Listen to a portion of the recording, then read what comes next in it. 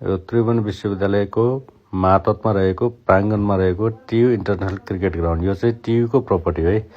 Tribhuvan विश्वविद्यालयकै property हो, जहाँ अहिले चाहिँ खेल मैदानको रूपमा विकास गरिएको छ र केही अन्तर्राष्ट्रिय रेगुलर नेपालको अन्तर्राष्ट्रिय म्याचहरू यहीँ नै हुने गर्दछ।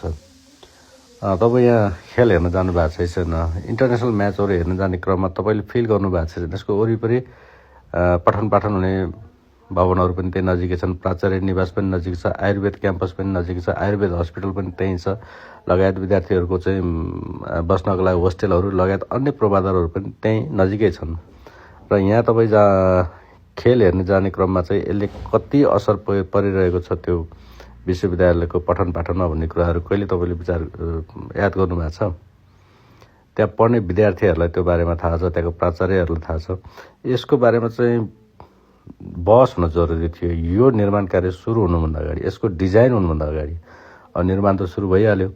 यसको अल्टरनेट मुलबानी क्रिकेट ग्राउन्डलाई डेभलप गर्न सकिन्थ्यो, अथवा सरकारकै गभर्मेन्टको प्रपर्टीमा अनि कुनै पनि पठन पाठन लगायत अन्य स्थानीयहरूलाई पनि अवरोध नहुने ठाउँमा चाहिँ यस्ता पूर्वाधारहरू डेभलप गर्नु पर्दथ्यो। यो केही गलत छ कि जस्तो मलाई लाग्दछ। भन्नु त बनिसक्यो, यसमा चाहिँ डिजाइन गर्ने बेला केही कमी कमजोरी भएको हो कि जस्तो मलाई लाग्दछ।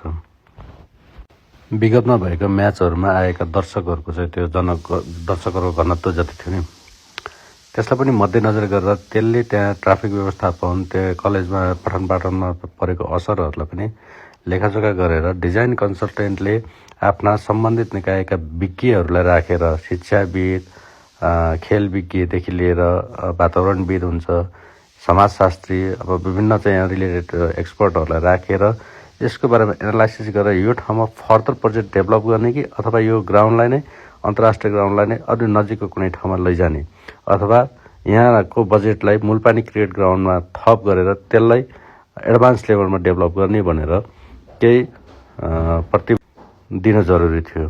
यसमा कहीँ कन्सल्टेन्ट चुकेको पो हो कि